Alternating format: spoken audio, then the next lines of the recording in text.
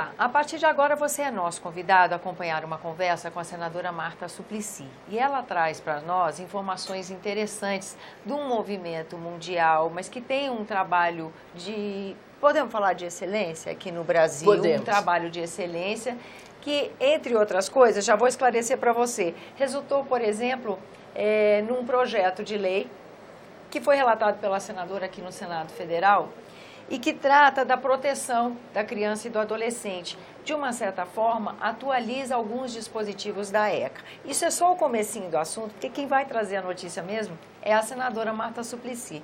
Senadora, grata pela sua presença. É sempre um prazer. A palavra é sua. Conta pra gente como é que foi esse evento aqui em Brasília, que também está baseado num projeto piloto aqui do Distrito Federal que diz sobre tomada de depoimento, é assim que se fala, de crianças e adolescentes? Bom, primeiro eu acho que a gente tem que dar o mérito do projeto, vem da Câmara, ele é da deputada Maria do Rosário e uma relatoria cuidadosíssima da também deputada Laura Carneiro, né?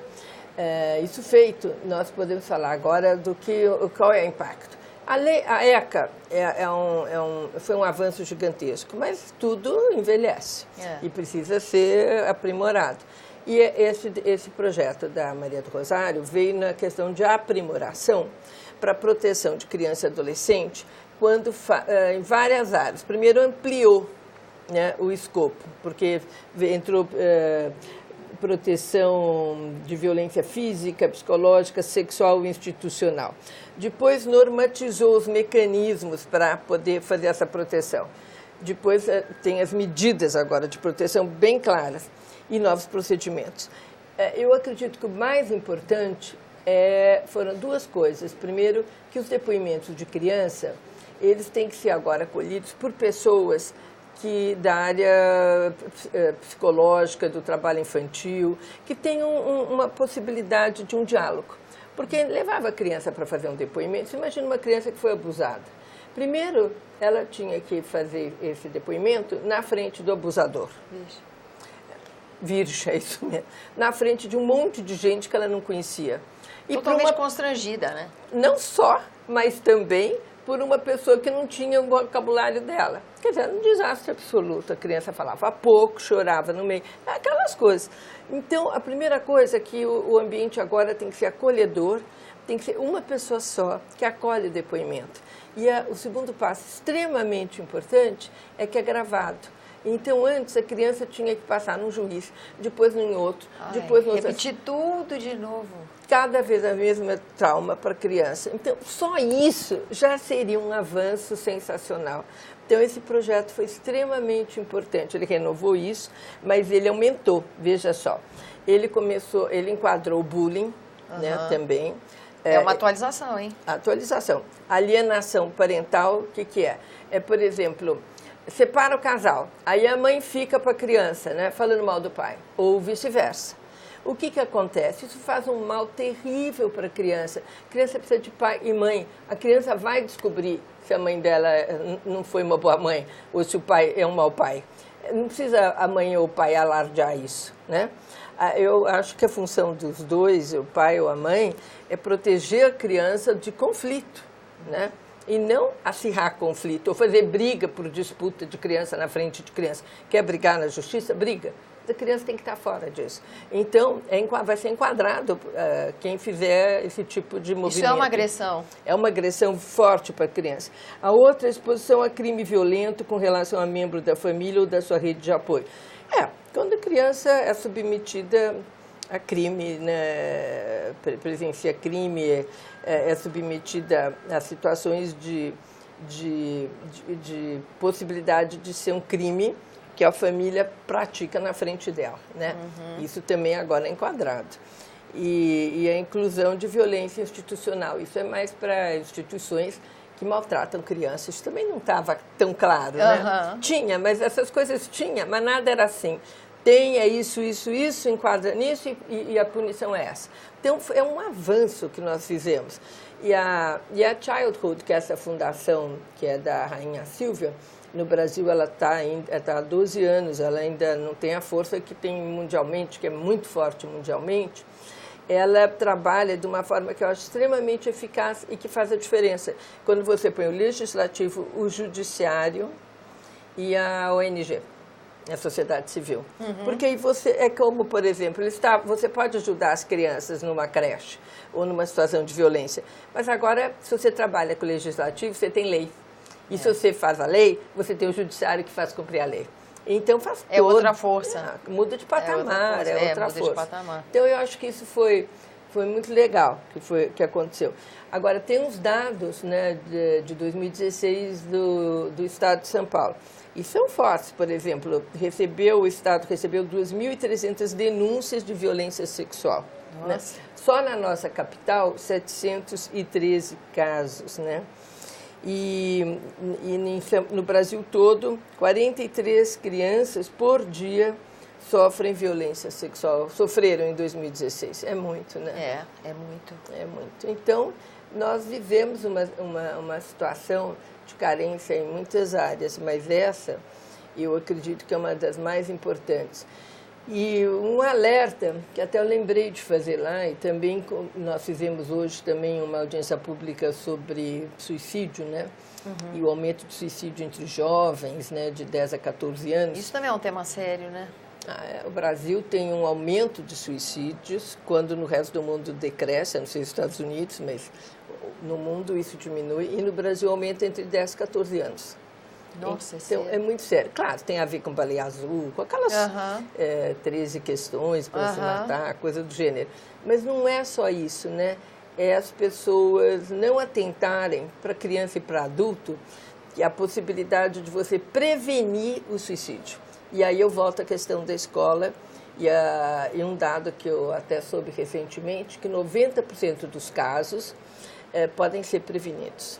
Nossa! Então, isso implica até o Ministério da Saúde poder ter dados de quem tentou suicídio, foi parar no posto de saúde, no hospital, porque quem tenta uma vez, a possibilidade de tentar a segunda é enorme, e a intervenção através de vários mecanismos, mas o CVV é uma das coisas boas, né? É muito forte, porque pode ajudar você realmente não ter a concretização do suicídio.